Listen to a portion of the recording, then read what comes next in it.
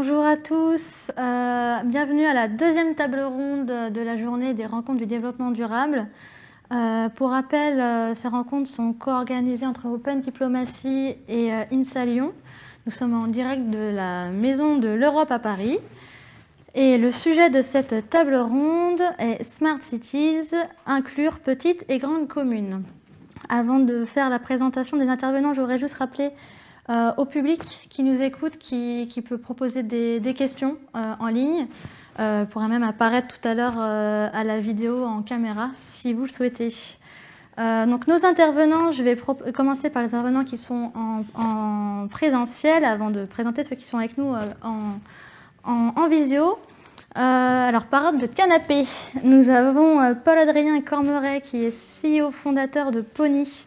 Pony, c'est un service de vélo et de trottinette en libre partage, avec notamment un modèle économique un peu particulier, parce que c'est bien compris, les vélos et trottinettes appartiennent à des particuliers. Enfin, Tout à fait, c'est un système participatif. Donc effectivement, on offre des vélos et des trottinettes en partage. Et au lieu de nous de les posséder, on permet à nos utilisateurs de les acheter. Ils achètent un véhicule, ils le laissent en partage et récupèrent 50% des revenus de chaque trajet. Et l'ambition, en fait, c'est de lutter contre l'émergence d'un nouveau GAFA, des nouvelles mobilités, qui, on le voit, sont en pleine explosion et sont amenés à représenter 5, 10%, 15% pour les scénarios les plus ambitieux, mais de la mobilité intra-urbaine. Et donc, comment on crée un système durable, acceptable, qui a du sens et qui va pousser, en fait, finalement, les gens à respecter ces véhicules. Ces nouveaux services, on en a besoin pour se passer de la voiture, mais s'ils sont tout le temps cassés, ça ne va pas marcher. Et donc, voilà, c'est ça que fait Pony, créer un modèle alternatif durable pour ces nouvelles mobilités. Et à vos côtés, nous avons Anne Valax, donc directrice générale du CERS, le syndicat des entreprises de la transition énergétique et numérique. Donc, tu vas pouvoir, avec nous, présenter l'action des entreprises qui sont finalement au cœur du développement de ce qu'on appelle la Smart City. Ensuite, professeure Cécile Delhomme, directrice à l'ENTPE. Donc, également la première femme à la tête de l'ENTPE, ce que j'ai lu en tout cas. Donc, l'ENTPE, pour ceux qui ne connaissent pas, c'est l'École nationale des travaux publics de l'État, sous tutelle notamment du ministère de la Transition écologique. En ligne avec nous, nous avons David Ross, maire d'Orsay, conseiller départemental de l'Essonne et vice-président de la recherche et à la transition et enjeux numériques pour la communauté Paris-Saclay. Donc Paris-Saclay qui est finalement à la fois pour sa recherche et pour le développement de tout le quartier Paris-Saclay qui est assez en pointe en termes de Smart City. Nous avons également Thierry Delobel, directeur délégué à l'expertise et à l'innovation du groupe Transitech, qui est un bureau d'études indépendant spécialisé dans les problématiques de mobilité. Et enfin, nous avons Carlos Moreno, directeur scientifique de la chaire Entrepreneuriat, Territoire et Innovation, connu pour ses recherches sur la Smart City et la ville du quart d'heure, qui a des problèmes de connexion et qui nous rejoindra quand il pourra. Voilà, alors pour cette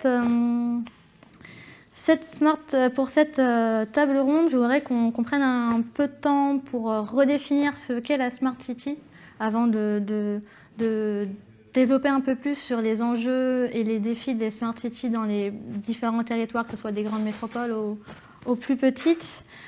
Et c'est vrai que, parce que la Smart City, on entend beaucoup parler, mais c'est vrai qu'on peut parfois avoir des définitions différentes en fonction de qui la présente, quels sont les intérêts qu'on peut y porter. Et c'est aussi un concept qui a évolué dans le temps, même s'il est encore récent. Il est relativement récent, mais il a beaucoup évolué depuis sa création. Voilà, parce que quand même à la base, c'est quand même un terme qui a été créé par des entreprises comme IBM pour créer des nouveaux marchés. Donc du coup, je me tourne vers Cécile Delhomme si vous pouviez nous donner une petite histoire de ce concept et des limites, en tout cas du premier concept tel qu'il a été pensé et mis en place. Alors c'est une vaste question. Effectivement, le terme de smart, moi personnellement, je l'utilise jamais. Parce qu'une smart city, je pense que ça ne veut pas dire grand-chose, si ce n'est une référence au numérique. Et effectivement, le titre de la ville durable, la ville soutenable ou le milieu urbanisé durable, je pense que c'est beaucoup plus adapté aux enjeux actuels. Le numérique permettant, et la data science permettant d'apporter des services de gérer des enjeux qui n'existaient pas auparavant. Donc effectivement, le mot smart a été pris en charge par le secteur du numérique pour apporter des services, et on a vu l'émergence de tous les services urbains qui se sont déployés, mais on voit bien les enjeux systémiques et globaux qu'il faut prendre en compte sur les enjeux urbains, la préservation des ressources naturelles, les questions de risque et de résilience, les aménités proposées aux différents citoyens, les questions d'inclusivité et de services rendus à tous. Et à ce titre-là, je pense qu'il y a vraiment des enjeux sur les échelles auxquelles on considère les enjeux. Et bien sûr, le smart, pour moi, c'est pour l'humain. C'est l'humain qui doit être intelligent et pas la ville. Et proposer et travailler aux bonnes échelles et proposer des services, certes proposés par le numérique et la data science, qui peuvent apporter des solutions sans précédent, qu'on ne pouvait pas imaginer il y a même 10 ans, mais en abordant les questions par l'usage, le besoin et l'impact, plutôt que par la solution et je dirais le caractère innovant de la solution proposée. Voilà, c'est peut-être pas une réponse directe à votre question, mais je pense que c'est une approche qu'il faut préciser, en tout cas pour ce qui me concerne. Je pense qu'on a une sorte d'unanimité, en tout cas au plateau. C'est vrai que toute la question de... c'est vrai qu'on s'oriente de plus en plus vers plutôt parler de la ville intelligente plus que parler de la smart city ou des territoires intelligents dans le cas de territoires qui peuvent être ruraux. Du coup, est-ce que vous voulez... est-ce que j'ai l'impression qu'il y avait une volonté d'ajouter quelque chose ? Oui, non, c'est simplement que c'est le concept de Smart City qui, pour nous, finalement, la Smart City, ça n'existe pas, ou ça existe depuis très longtemps. Pour les entreprises que je représente, qui travaillent, qui sont des entreprises de services multitechniques dans le domaine de l'efficacité énergétique, finalement, la Smart City, vous avez 2 gros objets qui sont la forêt qui cache tout, c'est Dijon et Angers, parce que ce sont des gros objets où on réunit finalement toutes les briques qui existent depuis très longtemps. Une ville intelligente, elle commence souvent par l'éclairage public, pour faire de l'éclairage intelligent, pour préserver des économies d'énergie, avoir maintenant un impact sur la biodiversité qui est un enjeu beaucoup plus fort que ce qu'on avait il y a quelques années, qui peut être la maîtrise des fuites d'eau sur un réseau d'eau, qui peut être de la maîtrise de l'efficacité énergétique dans un bâtiment, pas chauffer le week-end, pas avoir de l'éclairage qui n'est jamais éteint, etc. Mais ça, ce sont des choses, ce sont des briques. La Smart City, finalement, sont ces briques-là qu'on a mis les unes aux côtés des autres. Faire de la gestion de trafic, fluidifier. On voit des choses à Lyon qui sont assez intéressantes d'ailleurs sur le sujet.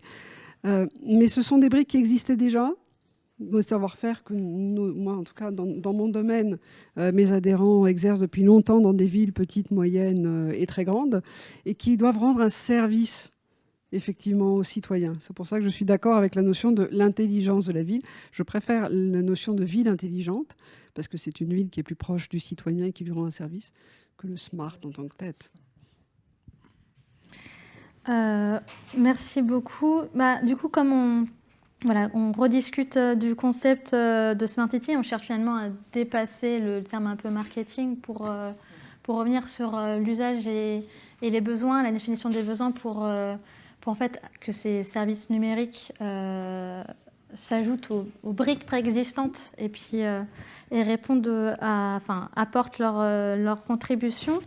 Je voudrais m'adresser à David Ross pour du coup lui demander concrètement sur le territoire, qu'est-ce qu'un territoire intelligent finalement ? Comment est-ce qu'on intègre les besoins des territoires quand on se dit tiens, on va développer une smart city, une éco-quartier, comment est-ce qu'on fait le lien entre les besoins et finalement les nouveaux services qui apparaissent ? Alors d'abord, merci de votre invitation. Je rejoins tout à fait ce qui a été dit sur la notion de passer de smart city à intelligent. Je dirais même il y a entre guillemets la vertu des 3 I, parce qu'il y a eu le classement du triple A. Moi, je vais dire les 3 I, c'est intelligent, innovant et intégrant. Et donc effectivement, alors moi j'ai la chance en tant que maire de la commune d'Orsay qui est impactée par un grand projet d'intérêt national. On a une ZAC entière où il va y avoir un nouveau quartier qu'on appelle un éco-quartier innovant et où on se pose en amont toutes les questions. Parce que la question de l'intelligence de la ville, c'est est-ce que on rend la ville intelligente ou est-ce qu'on la construit intelligente? Et souvent, la réponse n'est pas unique, puisqu'on hérite souvent d'une situation avec des contraintes, des difficultés, donc on essaie d'améliorer le quotidien en rendant la ville intelligente. Et donc, nous, on a la chance d'avoir une copie vierge. On va essayer cette fois de partir d'un territoire où il n'y a rien. On va avoir un nouvel hôpital, on va avoir une caserne de pompiers, on va avoir des logements à construire, des écoles, une mairie annexe, un gymnase. Et donc, du coup, évidemment, des questions de mobilité, d'éclairage, ça a été dit. Et du coup, là, on peut partir carrément, c'est un rêve pour un maire, d'un quartier qui n'existe pas et qu'on doit construire, en tenant compte de tous les enjeux qu'on va peut-être développer tout à l'heure, et puis surtout de tout ce qu'on a vécu jusqu'à maintenant. Donc comment effectivement on essaie avec l'idée de rendre la ville et la vie durable, bénéficier de ça. Et donc on a la chance aussi d'avoir un écosystème où on a beaucoup d'acteurs, que ce soit scientifiques ou économiques, qui sont sur ces domaines-là. Et donc nous, notre rôle au niveau des élus, modestement, c'est de fédérer tout ça et de donner le cadre pour que ça puisse s'exprimer et qu'en transversalité, on développe tous les aspects qui sont liés à la mobilité, à l'énergie, à la question des bâtiments et des ressources propres au territoire. Merci beaucoup. C'est vrai que du coup, on voit que c'est l'enjeu d'un projet de territoire, c'est de bien appréhender les différents besoins et de bien appréhender les différents secteurs qui se confrontent parfois. Est-ce que le thème de cette table ronde, c'est petites et grandes métropoles? Je me tourne vers Cécile Delhomme et Anne Valax. Anne Valax pour commencer, parce que c'est... quelle est la différence d'approche dans la transition écologique et numérique quand on veut développer des services du numérique dans une grande ville ou dans une petite ville? Est-ce que même il y a des différences? Et déjà, est-ce qu'il y a des différences? Et si oui, lesquelles? En fait, avoir des différences, est-ce qu'il y a des différences? Fondamentalement, non. Tout dépend des besoins, en fait. Parce que vous allez avoir, par exemple, une métropole, ça va être un ensemble complexe, avec des besoins sur la gestion du trafic, sur la vidéosurveillance, sur les économies d'énergie des bâtiments, ça va être les réseaux d'eau. Et on va avoir une complexité d'objets, finalement, qu'il va falloir agglomérer, mettre en place des mobilités douces et avec des dimensions importantes, faire de l'information des usagers sur le trafic des bus. Mais tout de suite, ça prend une dimension qui est importante. Mais finalement, vous prenez une petite ville ou une ville moyenne, les économies d'énergie sur l'éclairage public, vous les avez de la même manière, sauf que les objets sont parfois moins importants, vous avez moins de points lumineux. Vous pouvez aussi avoir besoin d'avoir de l'infotrafic sur le bus, parce que dans ces villes, c'est quand même sympa d'avoir un affichage qui vous dit s'il arrive dans 20 minutes, dans 10 ou dans 5. Donc ça, on va le retrouver. La mobilité douce qui se développe de plus en plus, qui n'existait pas forcément il y a quelques années dans ces projets de transition énergétique et numérique, mais qui maintenant, même dans des villes de dimension plus petite, on les retrouve, que ce soit sur la voiture électrique, sur le vélo, voire maintenant les trottinettes, qui est un phénomène nouveau, mais qui se développe beaucoup. Donc c'est la taille de la ville qui implique un certain nombre de choses. Mais les services que l'on peut faire en matière d'économie d'énergie, de mobilité douce, et l'utilisation du numérique, qui finalement l'infrastructure du numérique, elle est là. C'est pour ça que c'est drôle, parce que Cisco et autres, finalement, ont peut-être lancé cette mode, mais ils ne sont qu'un instrument dans la construction de cette ville intelligente. On a besoin d'une infrastructure numérique, parce que sinon, on ne peut pas développer ces services, mais ce n'est pas l'alpha et l'oméga de la ville intelligente. C'est surtout de savoir qu'est-ce que veulent les citoyens, qu'est-ce que veut la ville, qu'est-ce qu'elle veut construire, pour en faire quoi. Après, la taille, voilà, ça fait des projets plus ou moins complexes, c'est tout. Peut-être pour continuer, d'un point de vue, je dirais, un peu scientifique et recherche sur ces enjeux-là, ce qu'on peut dire d'abord, c'est que les sciences de la ville n'existent pas. Il faut les construire. Donc c'est un enjeu pour la communauté scientifique, puisque ça va rassembler un nombre de disciplines et de secteurs de production de connaissances qui sont très divers et qu'on a encore du mal à croiser. Et ce qui correspond aussi à la difficulté de répondre globalement à ces systèmes très complexes. En ce qui concerne les échelles, il y a des géographes, des urbanistes qui disent que finalement, la France ou l'Europe occidentale est une ville, et une seule, avec des densités plus ou moins fortes, des discontinuités plus ou moins prononcées, une présence d'espace pseudo-naturel, puisqu'il n'y a plus trop d'espace naturel, mais de densités différentes. Et c'est vraiment ces interrelations et les bons, je dirais les usages et les bonnes échelles observées pour les bons usages par rapport aux impacts qu'ils peuvent générer. Un quartier, concevoir un quartier ne peut pas être envisagé sans considérer sa communication avec le reste de son territoire, voire avec des communications plus lointaines. Et si on prend le milieu naturel, il peut avoir des impacts sur une ressource en eau qui va se révéler sur une zone qui est en aval, par exemple. Ça, c'est classique, mais quelque part, ça implique à changer d'échelle en permanence. Donc, effectivement, c'est une des difficultés de produire un service, une solution qui puisse apporter une réponse peut-être localement, parce qu'on peut avoir une très bonne idée localement qui est très mauvaise à d'autres échelles en termes d'impact. Et ça, c'est très difficile parce qu'on a encore du mal à l'évaluer, finalement. Donc la question de l'échelle est fondamentale. Oui, donc si je reprends, enfin si je résume, c'est pas tant une différence de besoin qu'une différence en fonction des services, d'échelle qui pourrait effectivement, enfin qui varie en fonction de l'impact du service. Ceci dit, c'est pas ceci dit, mais j'ai une petite question je voudrais rebondir parce que tout à l'heure on discutait avec Paul Adrien qui me disait que contrairement en fait, pour moi en tout cas, que les trottinettes étaient plus utilisées pour lui à Angers qu'à Bordeaux, si j'ai bien ça en tête. Et voilà, donc pour moi ça fait partie de ces petites différences qui, je pense, parce que peut-être le service de transport n'est pas développé de la même manière, etc. Donc c'est... Oui, je pense qu'effectivement, donc nous, Pony, on est un praticien de la Smart City, avec une approche qui est, dès le début, pensée pour s'intégrer dans ce qu'on imaginait être les grosses plateformes de Smart City, de mobilité as a service, et qui, donc nous, c'est vrai qu'on construit un des maillons, finalement, de cette ville intelligente. Sur le sujet, effectivement, de la taille des territoires, je pense que la bonne réponse est celle qui a été donnée. C'est ce qui est finalement structurant, c'est les besoins. Et les besoins, ils sont en fonction de la ville, de son histoire. Il y a des villes qui sont très encastrées, très denses, bien que petites en taille. À l'inverse, il y a des villes qui sont très étendues, avec finalement pas beaucoup plus de personnes. Et donc réellement, les solutions à apporter, elles sont en fonction plus que de la taille de la ville, elles sont en fonction un peu de son histoire, de comment elle a été construite et des besoins des habitants qui sont dedans.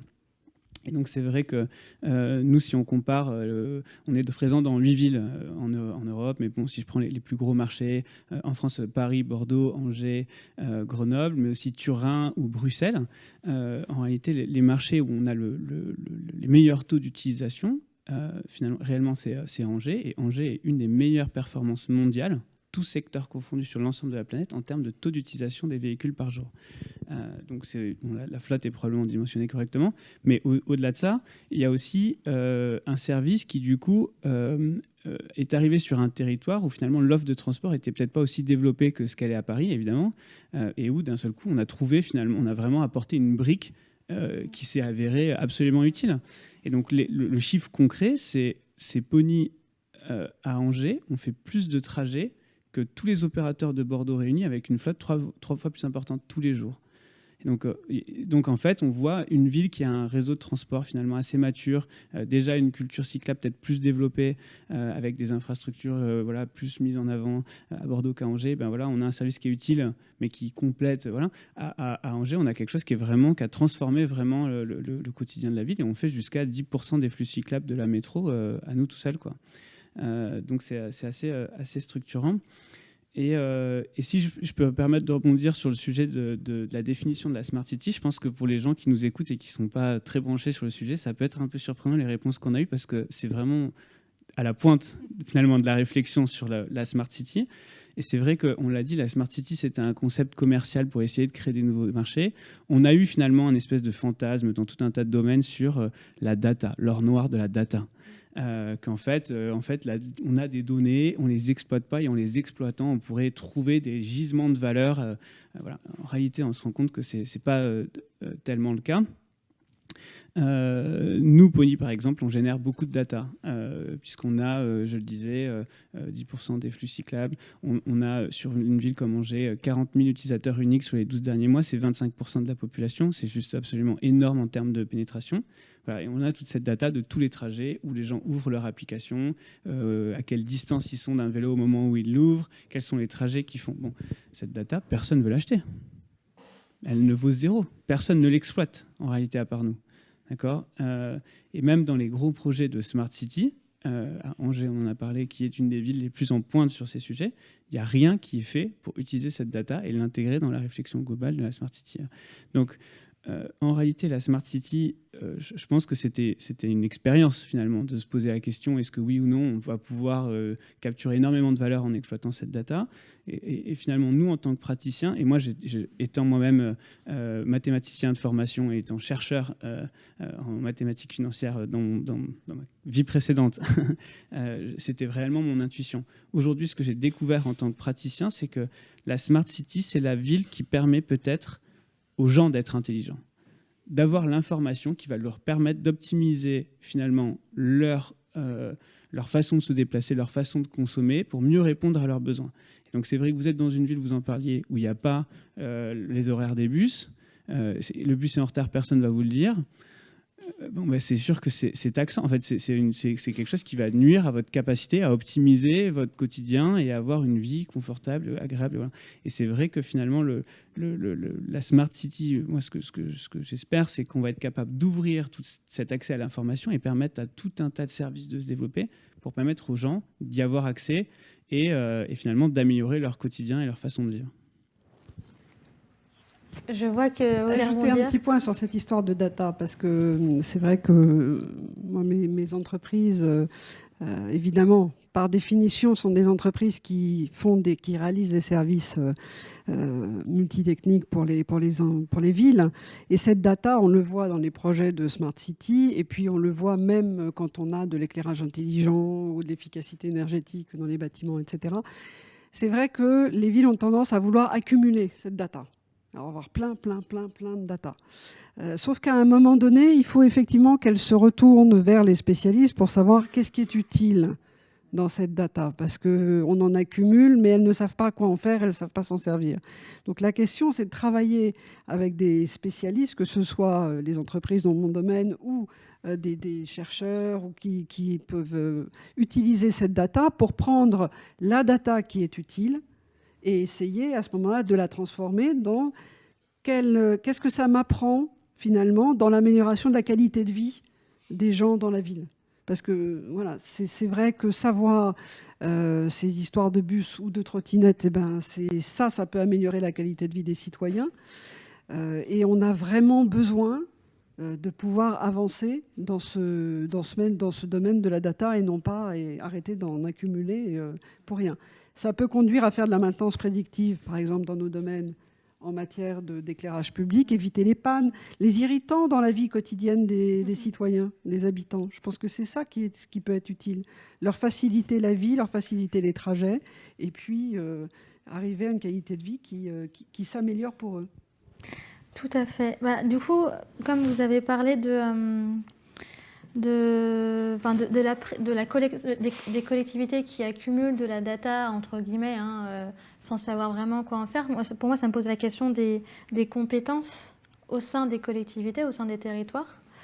Et du coup, je voudrais adresser cette question à David Ross. C'est est-ce que vous pourriez nous donner quelques exemples de territoires intelligents, puis surtout ces territoires, en fait, elles ont nécessité quelles compétences, y compris au sein des collectivités, surtout au sein des collectivités, et qu'est-ce qui est nécessaire de développer, en fait, pour pouvoir arriver à un exemple comme Angers, visiblement, qui est le modèle absolu de la ville.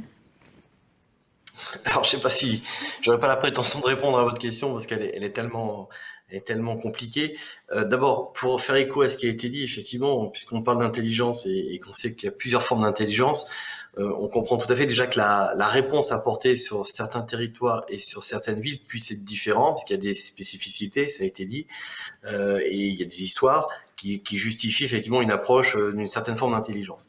Mais moi, je pense qu'il y a aussi la question, ça a été évoqué, de problème d'échelle, c'est-à-dire que si on veut rendre une ville intelligente, et chaque maire a un tel ego qui souhaite que sa ville soit la plus intelligente possible au regard des villes limitrophes, mais lorsqu'on prend une échelle justement intercommunale, celle du plateau de Saclay, c'est 300 000 habitants, 27 communes, on voit à un moment qu'il y a une limite, puisqu'on peut pas développer juste une intelligence sur son propre territoire sans tenir compte de ce qui se passe aux frontières de sa propre commune. C'est vrai pour les mobilités, c'est vrai pour l'éclairage, c'est vrai pour la sécurité. Et donc, si on s'enferme juste dans sa propre intelligence localisée, on finit par se scléroser entre guillemets, et c'est pas efficace, puisque l'objectif, c'est de rendre la vie du citoyen, donc de son habitant, de son électeur, la plus agréable possible et la plus. Alors, je sais pas si on va le rendre intelligent, citoyen. On va rendre en tout cas intelligible dans la manière dont il aura de se comporter. Et donc, on est obligé de regarder ça à l'échelle globale. Donc, nous, on se pose effectivement au niveau de l'agglomération, puisque j'ai la vice-présidence en charge recherche, innovation et enjeux et de la transition numérique. Donc, on se pose la question effectivement de comment est-ce qu'on développe un réseau sur un maillage d'un territoire donc de 300 000 habitants, un quart du département de l'Essonne, qui a du sens pour des expérimentations là en grande masse, et comment on collecte les données, donc les données de mobilité, les données aussi d'éclairage, de fonctionnement de certains bâtiments qui seraient connectés en termes de besoins de chauffage, d'activité, pour réduire les dépenses, et puis surtout pour permettre au quotidien d'avoir une vie plus agréable. Donc là, on est sur de la donnée qui serait plus de la donnée de la compétence interne de l'agglomération et des villes pour prendre des décisions en tant que décideur public sur le choix des investissements à faire à l'avenir. On n'est pas encore, on se pose la question, puisqu'on est aussi en partenariat avec des opérateurs, notamment de téléphonie, pour pas les nommer, où eux, ils aimeraient récupérer des données. Donc il y a un peu une sorte de jeu de chat et la souris. On ne sait pas s'il y a un réel intérêt commercial derrière de leur part. Et d'autre part, on se dit finalement, s'il y a un intérêt commercial, est-ce que les collectivités, le service public peut aussi profiter d'une certaine manière de la synthèse de ces données, non seulement pour nos investissements, mais aussi en termes de ressources d'or noir de demain, s'il y a un vrai enjeu là-dessus. Et là, on y va à tâtons. C'est-à-dire qu'il y a le cadre, il y a un cadre certes légal qui s'implique à nous, qui est très très strict au niveau des collectivités locales, mais il y a aussi tout un champ sur lequel on a l'impression qu'il y a encore des domaines à explorer. Et là, j'ai envie de retourner la question un peu vers les spécialistes qui sont avec vous sur comment ils appréhendent la manière dont la donnée de demain pourra être utile, pas que pour les investissements, mais aussi pour la valeur qu'elle pourrait porter en elle-même. Du coup, je vous retourne la question. Grande question. Alors, quand en tant que scientifique ou dans l'enseignement supérieur de la recherche, la donnée, elle répond à une question.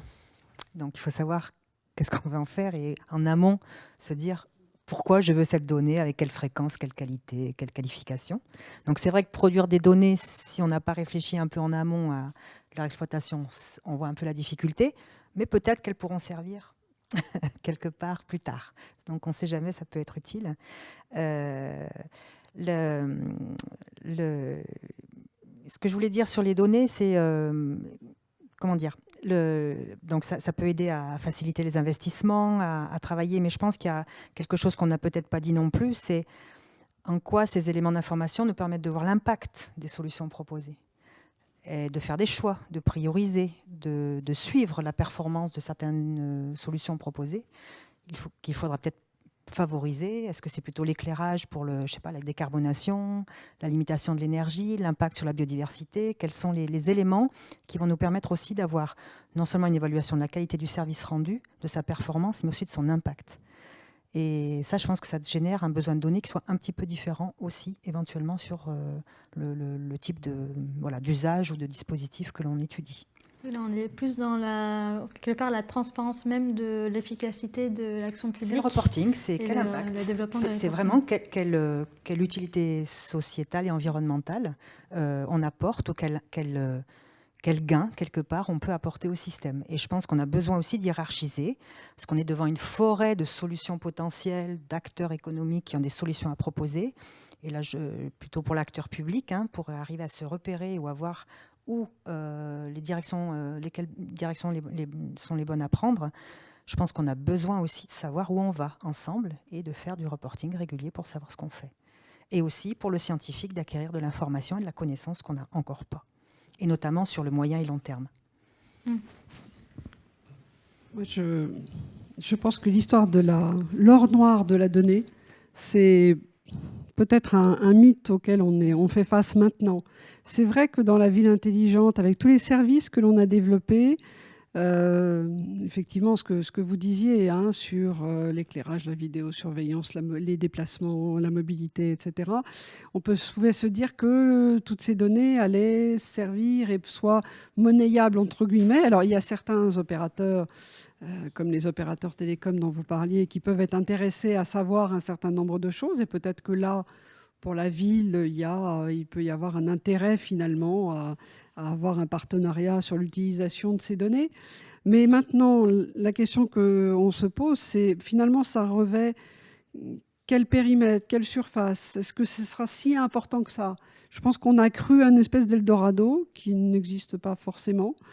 Mais en revanche, que cette utilisation de données sur l'amélioration du fonctionnement de la ville, de ses fonctionnalités, je parlais de la maintenance prédictive tout à l'heure, c'est un domaine extrêmement important, que ce soit dans la gestion des bâtiments publics, que ce soit sur l'éclairage, que ce soit sur les réseaux d'eau, les stations d'épuration. Voilà.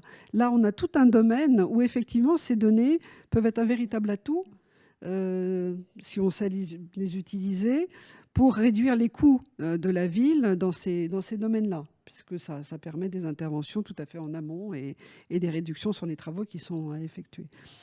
Après, cet Eldorado de la data, moi je pense que c'est intéressant de la concentrer sur l'amélioration effectivement des services de la ville, de sa fonctionnalité, de son budget aussi. C'est assez important ça. Et moi, sur ce sujet des données, vraiment, je reviens dessus. Je pense que c'est vraiment une erreur, réellement, de penser qu'on va faire des gains d'efficacité d'un facteur 3, 4, parce que je vais mieux exploiter des données. Oui, il y a des inefficiences dans les systèmes, c'est toujours le cas. Et avec plus d'informations, plus de reporting, on peut améliorer. On va peut-être être capable d'aller chercher 5, 10%, 15% d'efficacité. Et c'est déjà énorme. Et à l'échelle d'un pays comme la France, c'est un impact qui est colossal, économiquement, écologiquement, socialement. Donc ça, c'est sûr, il faut le faire. Et il n'y a pas de... en revanche, cette thématique de l'or noir de la donnée, elle nous emprisonne dans une espèce de façon de penser qui est un peu le nouveau plan calcul, avec une infrastructure extrêmement centralisée, où on a l'impression qu'il faut qu'il y ait une seule base de données où toutes les données soient. Et alors, je vais avoir mes données des stations d'épuration, mais c'est important que ce soit dans la même base de données que l'endroit où il y a les données de l'utilisation des places de parking, alors qu'il n'y aura jamais de corrélation utile entre ces deux données. Et donc, en fait, au lieu d'être capable finalement de s'adapter rapidement, d'onboarder tout un tas d'innovations un peu low-tech, de façon hyper agile, les villes, elles essayent finalement aujourd'hui, on l'observe, elles sont un peu paralysées par cette grande ambition de la Smart City, où elles essayent de développer des compétences qu'aujourd'hui elles n'ont pas, d'orchestration de tout un écosystème d'outils, d'entreprises, d'agrégation de données qui sont des sujets extrêmement compliqués. Très très peu d'entreprises sont capables de faire des choses comme ça. Et du coup, encore une fois, je reviens sur mon point initial. Je pense qu'aujourd'hui, on a des solutions à proposer qui peuvent générer de la donnée. Cette donnée, il faut qu'elle soit partagée en transparence. Vous avez raison, parce que c'est ce qui permet de faire du reporting, c'est ce qui permet de mesurer l'efficacité, c'est ce qui peut-être un jour permettra de la corréler et d'en tirer quelque chose. Mais j'ai l'impression, en fait, à travers un peu souvent ce genre d'échange qu'on peut avoir sur le sujet de la Smart City, qu'on s'empêche d'agir parce qu'on n'a pas aujourd'hui une solution mesurable qui permet de mesurer, de dire ah voilà, ben, grâce à la donnée, j'ai pu prouver que je gagnais 5%. Déjà, optimisons, voilà, connectons nos stations d'épuration, voyons si effectivement il y a 5% de l'eau qui part dans des tuyaux qui sont percés, et puis ça se fait en isolation. Déjà, c'est une première étape. Rien n'empêchera plus tard dans le futur de corréler ces données. En tout cas, je pense que voilà, et je pense que les villes qui avancent le plus vite aujourd'hui, ce sont celles qui sont capables de, quand elles voient une opportunité, d'y aller, et puis à plus tard de rationaliser et d'intégrer ça dans un ensemble plus cohérent si besoin. Oui, donc, si je comprends bien, si je résume ces propos, Encore une fois, on revient, il faut penser solution, il faut penser besoin avant de penser en fait technique, solution magique qui arrivera et donner. Solution gadget. Voilà. Ça dépend de quelles données. Parce que vous avez les données, par exemple, savoir que vous avez refait votre éclairage et vous avez fait 50% d'économie d'énergie, donc l'impact budgétaire, et vous expliquer effectivement aux habitants pourquoi vous avez investi, à quoi ça a servi, ça vous rapporte. Avoir des données sur la gestion des places de parking, et il y a une appli que vous mettez en face, et à ce moment-là, ces données, elles servent effectivement directement aux citoyens pour qu'ils sachent où est la place libre, où c'est occupé, ou des capteurs dans les conteneurs de déchets. Voilà, ça, ce sont des données qui sont importantes à avoir parce que vous pouvez effectivement les agréger. Alors, je ne suis pas mathématicienne, hein, de très très loin de là même. Mais vous pouvez en avoir une utilité, hein, à les regarder, à les planifier, à les triturer dans tous les sens. Puis après, je suis d'accord que ce qui est moins évident, c'est d'essayer d'aller corréler des objets qui n'ont aucun rapport entre eux. Mais je pense que l'exemple qui vient d'être donné du parking est absolument parfaitement intéressant. Aujourd'hui, ces solutions, elles sont très très simples à mettre en œuvre. Elles sont assez low-tech. Et combien il y a de villes en France qui sont équipées d'une application qui vous dit quelle est la place de parking la plus proche, libre? Mais il n'y en a pas. Il n'y en a pas. Il y en a très peu. Alors qu'en réalité, ce qui nous empêche aujourd'hui, c'est finalement, c'est cette paralysie de se dire, ah, si je fais ça, il faut vraiment que j'ai une stratégie globale, etc., sur des villes qui, au fait, aujourd'hui, sont pas équipées pour avoir ce type de réflexion. Et donc aujourd'hui, ces solutions, elles existent.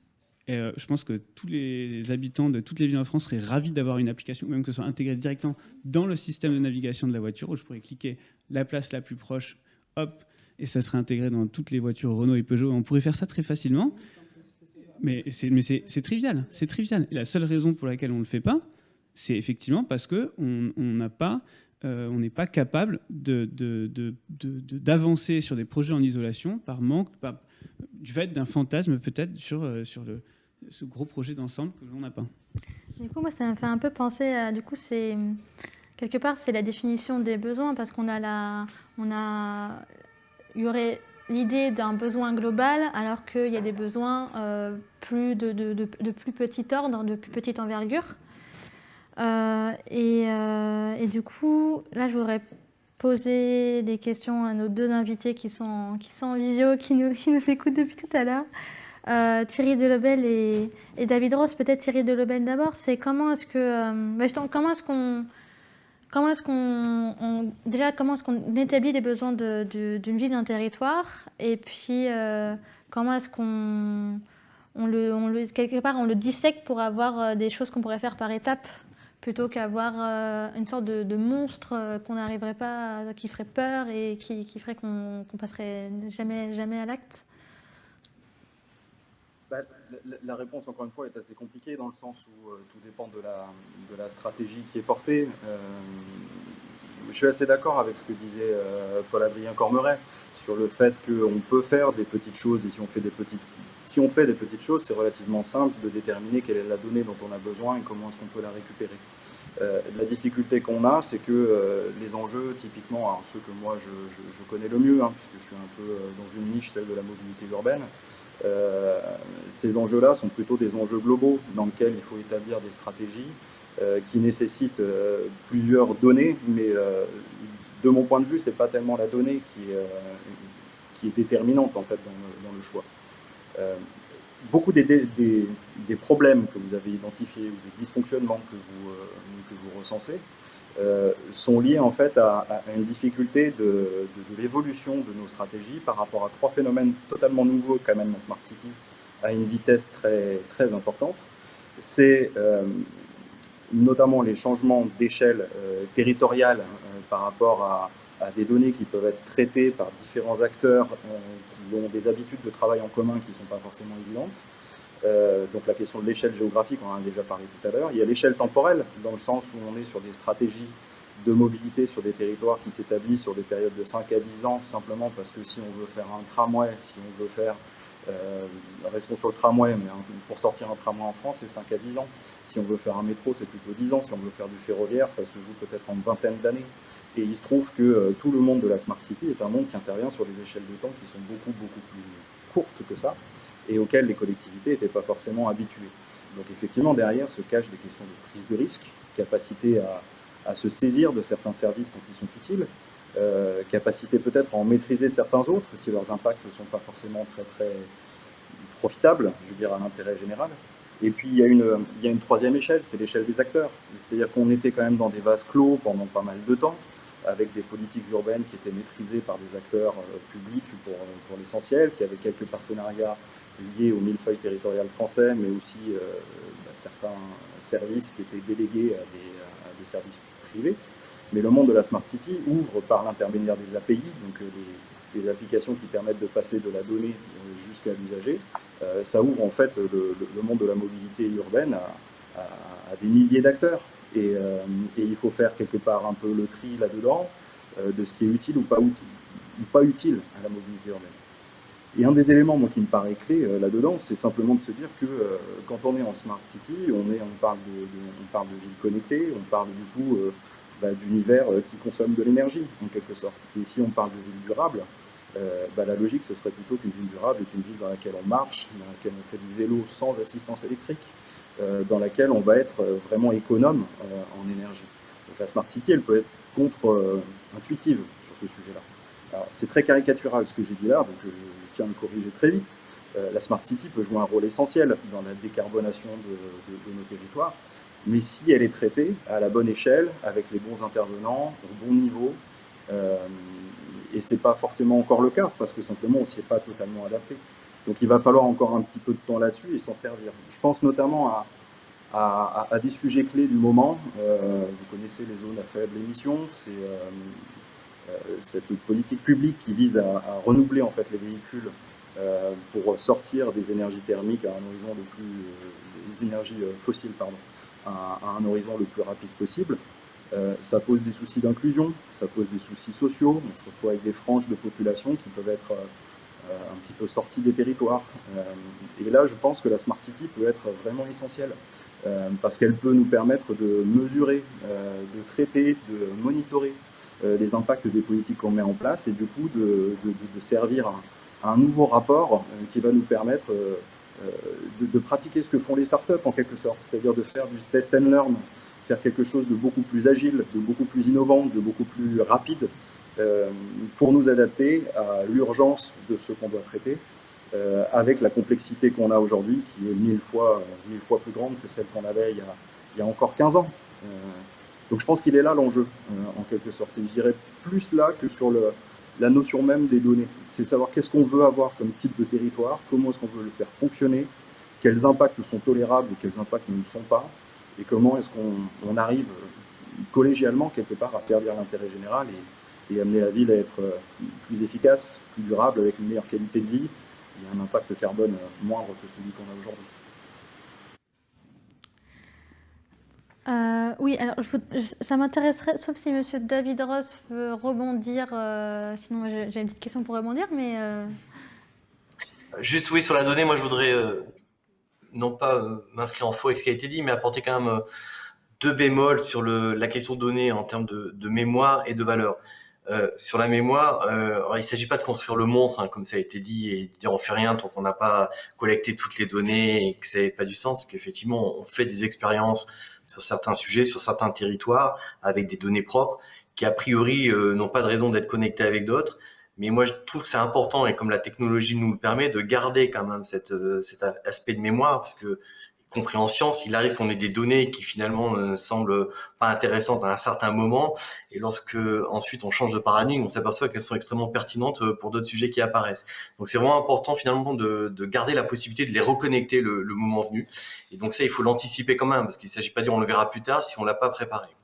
La deuxième chose, c'est sur la valeur. J'entends bien qu'il y a aussi le mythe de l'or noir. Moi, ce que je porte simplement en tant qu'élu, c'est que si jamais un jour il y avait une valeur, je voudrais pas qu'elle soit exclusivement pour le domaine du privé. Voilà, donc c'est juste une vigilance de l'acteur public pour dire si un jour il y a une valeur, il faut que nous on regarde les conditions pour qu'il y ait un retour pour les collectivités qui auraient fait un effort pour pouvoir participer à la collecte de ces données, parce que je sais pas si ce sera l'objet de ce que vous vouliez ensuite évoqué. La vraie difficulté quand on veut expérimenter, c'est il n'y a aucune crainte à mon avis des élus. Hein, quand on parlait tout à l'heure du stationnement, il reste un vrai problème, c'est l'investissement à la base. C'est-à-dire que les réductions liées au fonctionnement, on les voit, mais elles sont dans un deuxième temps après des investissements qui là peuvent être souvent très conséquents lorsqu'on a du mobilier urbain assez vieux, que ce soit en termes d'éclairage ou en termes de capteurs pour les places de stationnement à mettre sous du bitume ou à côté du bitume. Et il y a beaucoup de collectivités qui sont dans l'incapacité actuellement de pouvoir démarrer des expériences sur leur territoire. Ce qui me fait penser à la question que j'avais un peu fait sauter, mais c'est la question de l'infrastructure, des investissements dans les infrastructures, parce que voilà, on parle de lutte contre les zones blanches, et en même temps, il y a encore beaucoup d'endroits où, mine de rien, ne serait-ce qu'en termes de connexion télécom, toute la France n'est pas couverte de la même manière. Et c'est vrai que comment est-ce qu'on peut... Enfin, c'est une excellente question. C'est comment est-ce qu'on peut investir? Qui peut investir? Est-ce que c'est des investissements qu'on attend de l'État, des opérateurs télécoms, voire d'investisseurs privés qui chercheraient une certaine rentabilité de leur... Enfin, du coup... qui peut investir dans ces questions?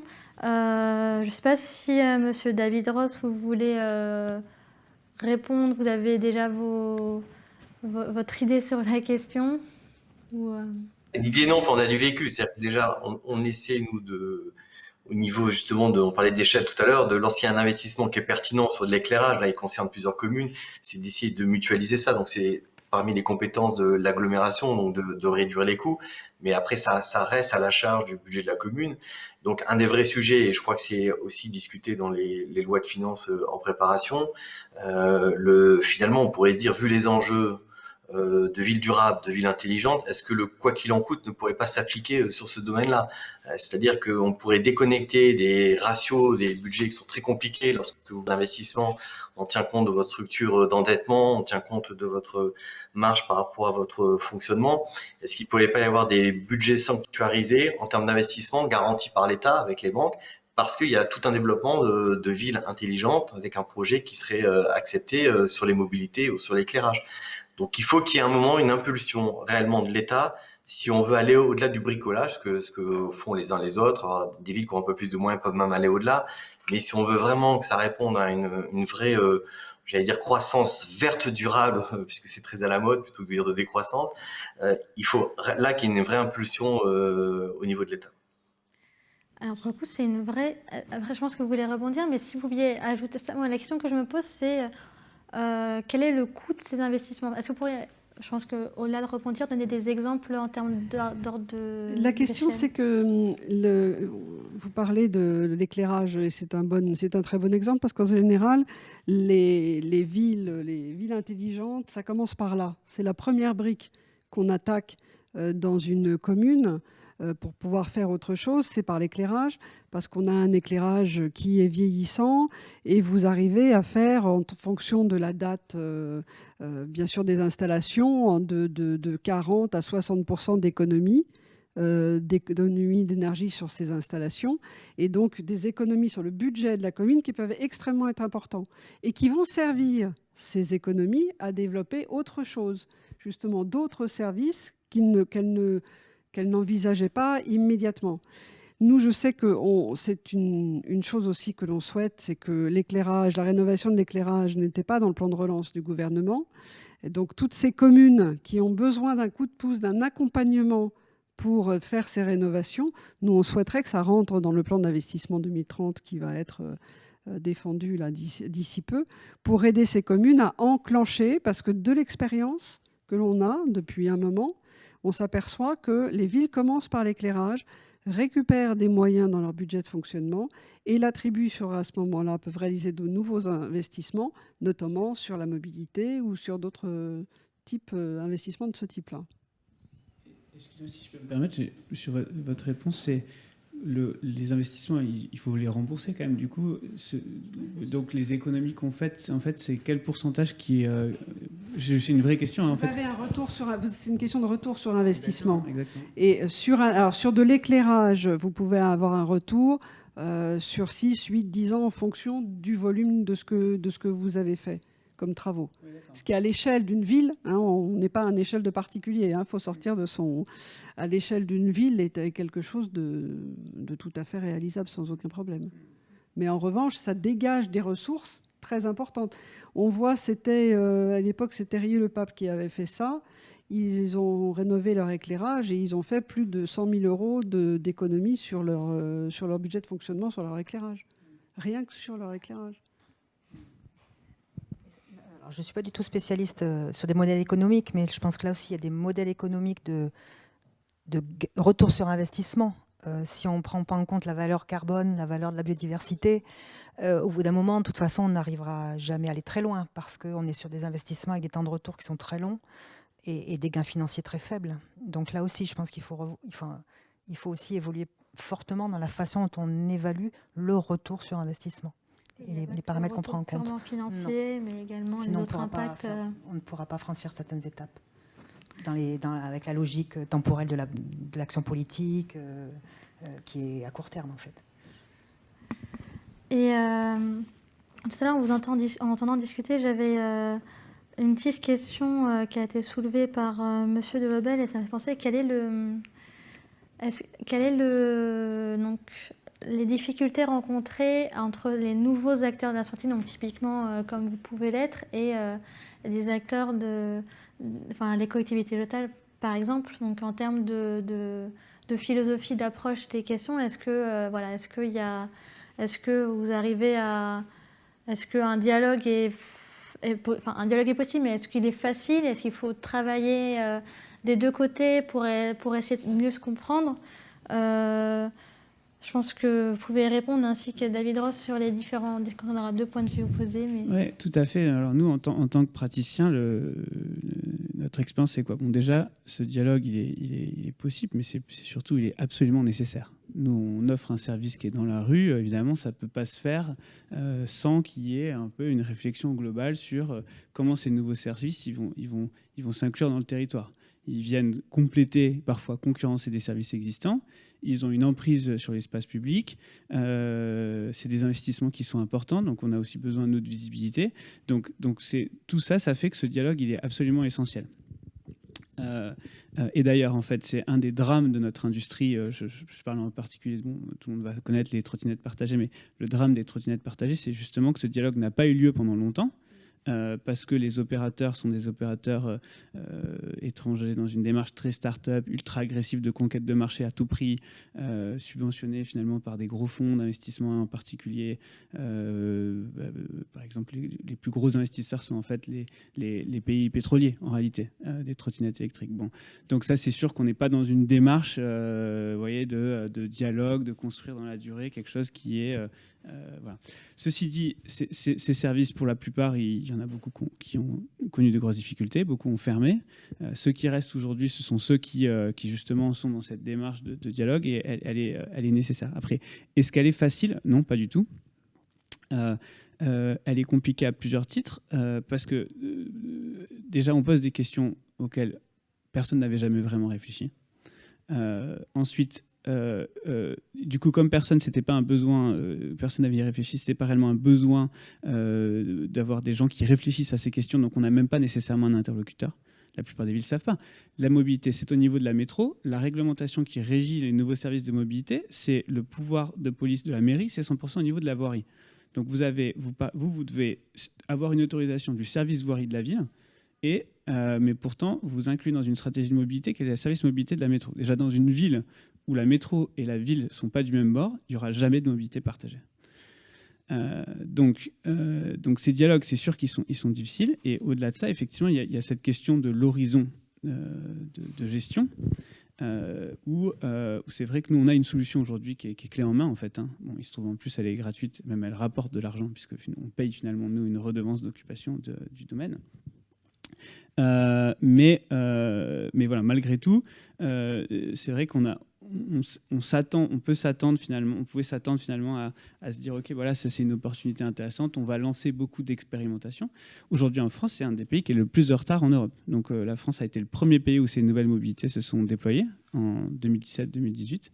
Aujourd'hui, c'est le pays où il y a eu en fait quasiment aucun nouveau service quasiment depuis la loi L'Homme en 2019.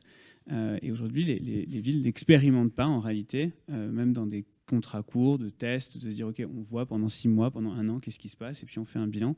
Voilà. Et donc je pense que c'est vrai que ce dialogue, mais il est en train de se mettre en place. Il a fallu nous que les opérateurs on comprenne réellement la façon dont les villes abordaient les thématiques mobilité. Et voilà, et c'est pas simplement finalement on a une solution, ben voilà, profitez-en. Non, il faut vraiment comprendre l'ensemble des contraintes qui s'imposent aux services des mairies, des métropoles, aux élus, et être capable d'avoir une solution qui est finalement beaucoup plus complexe et beaucoup plus globale que simplement je vais mettre des véhicules en location, quoi. Et donc ça, c'est ce qui est en train de se passer, et voilà, je pense que c'est ce qui va se passer finalement sur toutes les thématiques Smart City. Voilà. Je ne sais pas si j'ai répondu à votre question, mais... Si, est-ce que sur la facilité de la discussion avec ces nouveaux acteurs, est-ce que, je ne sais pas si M. Daviro, vous avez quelque chose à ajouter, ou est-ce que vous avez rencontré, vous, quel a été votre vécu sur ce... C'est effectivement très intéressant parce qu'en fait, il y a 2 étages à la fusée. Donc, on a commencé par, c'est de ma faute d'ailleurs, par le 2e étage qui était les financements. C'est ce que j'appelle la structuration, pérenniser les grands travaux. Mais avant, il y a l'expérimentation, la sensibilisation et donc le dialogue. Et ce dialogue, il est avec les acteurs privés qui viennent avec leurs solutions innovantes et les élus ou responsables de collectivités territoriales. Mais il est aussi entre les élus et la population, puisque si vous avez beau être convaincu qu'il faut faire ça, il faut aussi convaincre sa propre population. Donc c'est intéressant dans ce dialogue-là d'avoir ces allers-retours permanents. Comme ça a été dit par l'intervenant précédent, lorsque vous faites de la mobilité, il y a souvent des impacts très forts sur la transformation de l'espace public. Et donc, vous allez retirer une place de stationnement classique pour pouvoir mettre des places pour des vélos ou des places pour des bornes électriques quand il y a besoin, ou même bientôt des parcs pour trottinettes. Et donc, forcément, ça change le quotidien. Et les gens s'aperçoivent de l'intérêt ou du bienfait peut-être quelques mois ou quelques années après. Donc, il faut gérer aussi l'intermédiaire. Et donc, du coup, ça peut expliquer peut-être l'impression qu'a votre interlocuteur des fois du côté attentiste de certains élus. C'est qu'ils regardent ce qui se passe à côté finalement. Ils regardent si la ville d'à côté l'a fait, si ça se passe bien, si celui qui est venu les voir a démontré que sa solution était pertinente, s'il n'y a pas eu trop de population avec des fourches qui sont sorties dans la rue, et pas trop de gilets jaunes entre guillemets. Et donc il y a effectivement une frilosité à expérimenter qui est un peu propre à la France globalement et qu'on retrouve forcément chez les élus, parce que les élus ils sont que la représentation des Français eux-mêmes. Donc voilà, c'est pour ça que c'est un peu compliqué, parce qu'il y a un peu la petite crainte au début de chaîne sur on expérimente, on prend des risques, et puis la crainte de bout de chaîne de l'investissement. Donc ça, effectivement, c'est les 2 leviers sur lesquels il faut travailler, et il faut passer du temps à échanger, et ce que vous faites aujourd'hui participe en grande partie à cela aussi, quoi. C'est une question évidente. Enfin, je pense que la structuration, notamment des acteurs publics, territoriaux, de l'État aussi, et dans leur culture, les activités sont très silotées. Il n'y a aucune commune qui réfléchit à son plan d'urbanisation en adéquation avec son plan de mobilité. Parce que déjà, c'est souvent pas les mêmes acteurs, pas forcément aux mêmes échelles. Et donc, on croise encore très mal les choses. Et le fait de travailler sur des questions de durabilité, de soutenabilité, nous force à aborder les choses par enjeu. Et donc, rebalaye complètement l'organisation même de toutes les structures qui sont en place depuis des décennies et les formations qui vont avec. Parce que nous, on se pose la question, quel ingénieur on forme pour demain ? Parce que nous, on forme des ingénieurs pour l'État, les collectivités locales, les entreprises privées. Et c'est une révolution dans l'organisation de l'activité de chacun des acteurs, même les entreprises. Moi qui connais bien les entreprises du secteur du génie civil historique, si elles n'envisagent pas l'usage et le service dans ce qu'elles proposent, c'est fini. Donc, de toute façon, on est tous à remettre en cause nos façons de travailler. Et c'est effectivement ces solutions nouvelles qui bousculent le système et qui font que ça doit se recomposer. Mais c'est une révolution en termes de fonctionnement.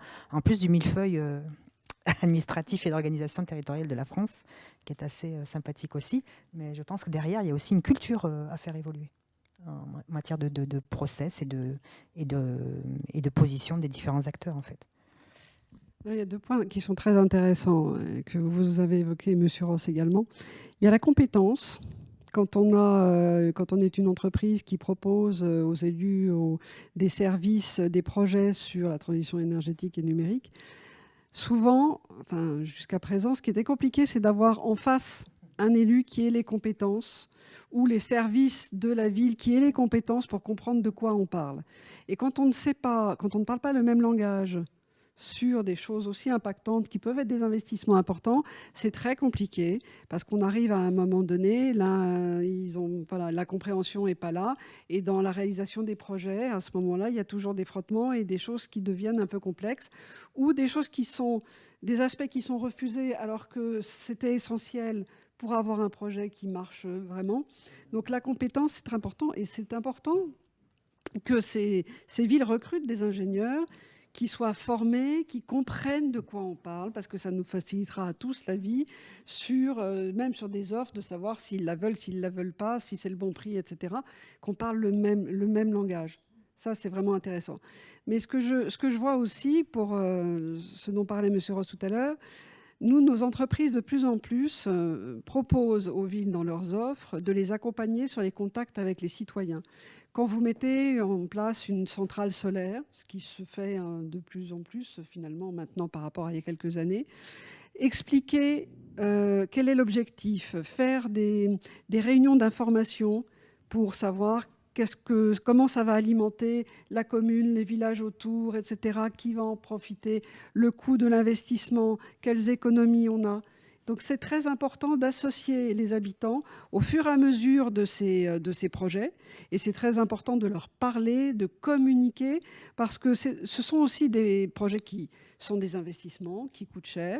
Et après, quand on a des réunions du conseil municipal, on peut vous dire, bah oui, mais pourquoi est-ce que vous avez dépensé tout ça et finalement ça sert à quoi? Ça nous rapporte quoi?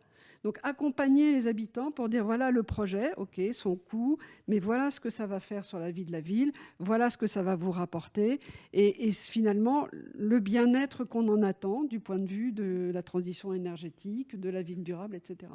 Donc je pense que ce sont deux éléments qui sont essentiels pour qu'on puisse avancer. On a quelques questions du public que je voudrais passer pour les quelques minutes qui nous restent. Il y a Fatima qui demande au final, alors c'est une question mais qui est large, mais qui demande comment est-ce qu'on distingue une ville intelligente d'une ville classique. C'est une grande question, et je pense que, mais au final c'est un peu ça. Je vais m'aventurer une réponse et vous pouvez me dire si j'ai... Mais au final, c'est la même chose, une ville intelligente, une ville classique. C'est juste une ville intelligente, c'est une ville qui aura su utiliser les nouveaux services pour ajouter une sorte de couche supplémentaire de services et d'efficacité, et aussi, mais également su construire. Quand on parle de nouveaux services, ce n'est pas uniquement les services technologiques, c'est toute la construction, tout le dialogue que ça implique, et la transversalité. En fait, c'est plus une ville transversale qu'une ville... si je me permets de... Je ne répondrai pas, c'est une question pas facile. Déjà, qu'est-ce qu'une ville? Ouais. C'est compliqué, mais je pense que vous avez donné des réponses et je laisse parler les autres acteurs. Je pense qu'effectivement, c'est une question de ville qui s'intéresse à ce que le numérique peut lui apporter pour développer de nouveaux services vers les citoyens, je veux dire, vers les habitants.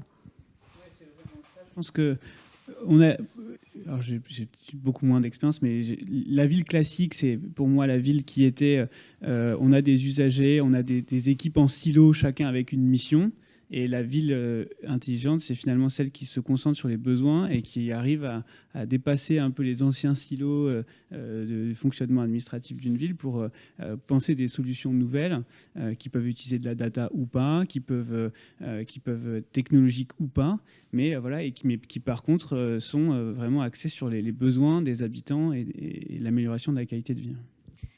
Et on a une deuxième question du public que j'aimerais bien adresser à Thierry Delobel, de Julien, je ne sais pas, Japper, qui normalement est en direct. Je ne sais pas s'il est connecté pour poser sa question. Sinon, je la lis. Eh bien, je pense que je vais lire sa question. La question, c'est... ça fait un peu écho, c'est pour ça que je renvoie la question à M. Thierry Delobel, parce que ça fait un peu écho à ce qu'il a dit, qui est... on parle finalement des transports de la collectivité, mais on parle assez peu des citoyens actifs dans la vie de la cité et aussi actifs également en mouvement. Donc c'est comment est-ce qu'on inclut la mobilité la plus douce possible et finalement comment est-ce qu'on fait du low-tech et de la smart city. Enfin, et je ne sais pas si M. Thierry Delobel est toujours avec nous. Je ne le vois pas apparaître à l'écran. Ouais. Je suis là, mais c'est une belle question parce qu'elle mixe un peu aussi la question qu'on s'est posée tout à l'heure sur qu'est-ce que c'est une ville intelligente par rapport à une ville classique. C'est aussi la ville qui est capable de mettre en synergie en fait, l'ensemble des offres nouvelles qui sont offertes à elle et de l'inscrire dans une stratégie à court, moyen et long terme. Je pense que c'est ça la ville intelligente, c'est pas simplement celle qui subit des choses, et il y en a beaucoup. Et typiquement, la question que pose Julien, ou Juliane, du coup je ne sais pas, est une question qui va aussi un petit peu dans ce sens-là. C'est vrai qu'on a un peu oublié les acteurs citoyens, enfin David Ross, Monsieur Ross en a parlé tout à l'heure, par rapport à la nécessité de concerter, il a parfaitement raison, mais on a aussi beaucoup plus d'acteurs militants dans les territoires, et c'est très bien, et notamment des militants sur les modes actifs, et donc du coup des choses qui sont tout à fait positives pour la mobilité durable. Il faut réussir à travailler avec eux aussi. C'est forcément nécessaire d'avoir un échange cumulé, et moi je pense que c'est ça qui rend tout ce système dont on parle depuis tout à l'heure très complexe. Il faut intégrer des nouveaux acteurs, intégrer des nouveaux lobbyistes, entendus au sens positif du terme, c'est-à-dire des gens qui défendent quelque chose, mais avec une vision qui reste assez centrale. Et le rôle de l'élu dans ce dispositif-là est fondamental, parce que c'est lui qui finalement va pouvoir faire les arbitrages, va pouvoir trouver des positions de compromis les plus efficaces possibles, et avec cette notion de l'intérêt général qui se pose derrière. Donc il faut réussir à travailler avec eux, il faut réussir à les intégrer, on peut les mettre dans des groupes de travail, et après, est-ce qu'on utilise des outils intelligents ou numériques pour servir ces intérêts de la ville durable? Je dirais que c'est presque une question secondaire. Il faut se dire que les outils numériques sont des nouveaux outils dont une très grande partie sont très utiles et très positifs, et si c'est le cas, il faut les utiliser. Et donc les promouvoir et les mettre en place. Je pense que c'est comme ça qu'il faut voir la question. Merci beaucoup. Et j'ai une dernière question du public qui sera probablement la dernière question du public, sauf s'il y en a une nouvelle, mais là j'ai épuisé tout ce qu'on a reçu. C'est la question de l'impact environnemental de la numérisation et puis nécessairement du coût environnemental de tous ces nouveaux... On pense à un trottinette, on pense batterie. Et leur coût et leur durabilité. Parce qu'on on parle de ville durable, donc est-ce que, quel est l'aspect environnemental et durable de ces... Alors, je vais essayer de répondre en 2 mots pour permettre à d'autres de répondre, mais la Smart City, c'est plein de choses, d'accord? Donc effectivement, c'est des capteurs dans les éclairages publics. Bon, voilà, très bien. Après, à côté, c'est d'autres façons de se déplacer. Sur le sujet des trottinettes, je pense que c'est un peu... malheureusement, c'est un faux débat. Les trottinettes, en soi, c'est la forme de véhicule motorisé la plus simple que vous pouvez concevoir. D'accord ? C'est une structure en aluminium, une roue à l'avant, une roue à l'arrière, un jeu de direction. Il n'y a pas de chaîne, il n'y a pas de système de transmission, de courroie, il n'y a pas d'huile, il n'y a pas de liquide de frein, il n'y a pas de liquide... tout ça, donc, en réalité, c'est le véhicule qui aura pour toujours le rapport le plus efficace en termes de charge utile par rapport à poids mort du véhicule. D'accord ? Donc, pour se déplacer en soi par kilomètre parcouru, c'est de loin le véhicule le plus efficace. Il y a des études, notamment Carbone 4, complètement farfelues sur étudions le fonctionnement d'une trottinette en faisant l'hypothèse d'une durée de vie de 2 mois. Oui, dans ce cas-là, effectivement, ça ne marche pas. Si vous avez des véhicules qui sont mal conçus et qui ne sont pas entretenus correctement et que vous les jetez dans la rue avec aucune stratégie de dialogue avec les collectivités, de réflexion sur leur place dans le territoire, et comme ça a été le fait à Paris au lancement des gros acteurs américains et des acteurs allemands et suédois qui se sont rués sur la ville avec aucune stratégie sur la durabilité de ces véhicules, évidemment, ça ne marche pas. D'accord ? En soi, en revanche, un véhicule, une trottinette, c'est absolument pas... là, à la fin de l'année j'espère qu'on sortira notre trottinette qui sera garantie 10 ans sur toutes les parties mécaniques et électroniques, et c'est censé être le véhicule le plus solide, puisque le moins on a de pièces, le moins on a de possibilités d'échec, point of failure comme on dit, et donc le plus longue la durée de vie. Donc en réalité, voilà. Après il y a cette question de savoir qu'est-ce que les trottinettes remplacent comme type de trajet. Évidemment, on peut rentrer dans ce débat. Les études qui ont été faites sur Paris sont absolument scandaleuses. On nous dit que c'est incroyable puisque ça ne remplace que 7% de trajets qui auraient été faits en voiture. Sauf que comme la réglementation vous impose de travailler de Paris intramuros à Paris intramuros, c'est justement 7% des trajets qui sont faits en voiture. Donc ça ne pouvait pas être plus. Si vous faites la même étude auprès des abonnés du Vélib, vous tombez sur un corps moins.